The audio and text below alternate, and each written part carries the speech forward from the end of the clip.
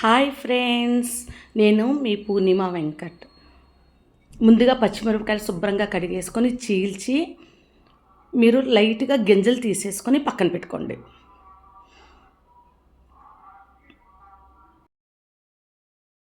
కళాయి పెట్టుకొని కళాయిలో కొద్దిగా నూనె వేయండి. నూనె వేసి ఈ పచ్చిమిరపకాయలు ఒక 10% వేయించి పక్కన పెట్టేసుకోండి. పక్కన పెట్టేసుకొని చల్లారాక మనము ఒక చిన్న కళాయిలో ఒక కప్పు శనగపిండి వేసి ఒక 5 నిమిషాలు వేయించండి పచ్చి వాసన పోయే వరకు. తర్వాత ఒక స్పూను ఉప్పు, ఒక స్పూను కారము, పసుపు, వాము వేసి బాగా కలపండి. ఎందుకంటే శనగపిండి మనం ఇలా వేయించుకోవటం వల్ల మనకి నూనె ఎక్కువ పట్టదండి. తర్వాత ఈ పొడిని మనము ఇంతాక వేయించుకొని పక్కన పెట్టుకున్నాం కదా, 10% పచ్చిమిరపకాయలు వేయించుకొని ఆ కాయల్లోకి కూర్చుకోవాలండి. ఇంకొకటండి, ఈ శనగపిండిలో ఒక 2-3 స్పూన్లు నూనె వేసి బాగా కలపండి. అప్పుడు మనకి కాయల్లో మనం కూరుస్తాం కదండి, కూర్చింది నిలబడుతుందన్నమాట, లేకపోతే విడిపోతుందండి. ఇలా అన్ని కాయల్లో శనగపిండిని స్టఫ్ చేసుకొని పక్కన పెట్టేసుకోండి. కానీ చాలా టేస్ట్గా ఉంటుందండి, చాలా బాగుంటుంది. మీరు ఇది ట్రై చేయండి. అలా అన్ని కాయల్లోనూ కూర్చాలండి. ఇప్పుడు వరకు నా ఛానల్ ఎవరైనా సబ్స్క్రైబ్ చేసుకోకపోతే చేసుకోండి. కామెంట్ బాక్స్లో కామెంట్ చేయండి, ఇవి ఎలా ఉన్నాయో నాకు చెప్పండి, మీరు ట్రై చేసి.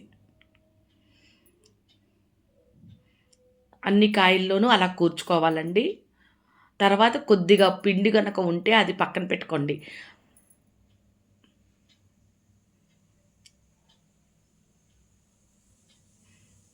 అదిగోండి, అన్ని కాయలన్నీ కూర్చుకున్నవన్నీ అలా సెట్ చేసుకున్నాను.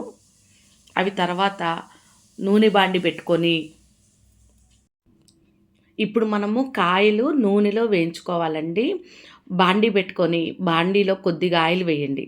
ఆయిల్ వేసాక మనము ఇంతాక స్టఫ్ చేసుకున్న పచ్చిమిరపకాయలన్నీ కాయలు నూనెలో చిన్నగా వదిలేయండి. ఎక్కువ నూనె పట్టదండి, ఎందుకంటే మనం ఆల్రెడీ లైట్గా ఫ్రై చేసుకొని ఉంచుకున్నాం కాబట్టి ఎక్కువ పట్టదు. లాస్ట్లో మనం ఇంతాక కొద్దిగా పొడి మిగిలింది కదండి, ఆ పొడి చల్లేయండి. చల్లాక మీరు మాత్రం మూత పెట్టకండి, మూత పెడితే ఉడుకుద్దండి. అదే కనుక మూత పెట్టకపోతే ఫ్రై అవుతుందండి. మరి చిన్నగా కాయల్ని విడలకుండా చిన్నగా కదపండి, రెండో వైపుకి తిప్పుకోండి.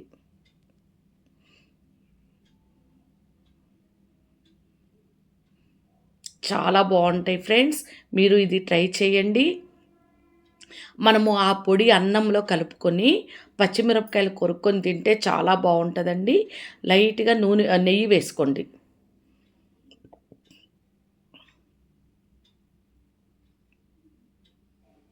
నేను మీకు ఒకసారి చెప్పాను 2 టైప్స్ చేస్తానండి అని.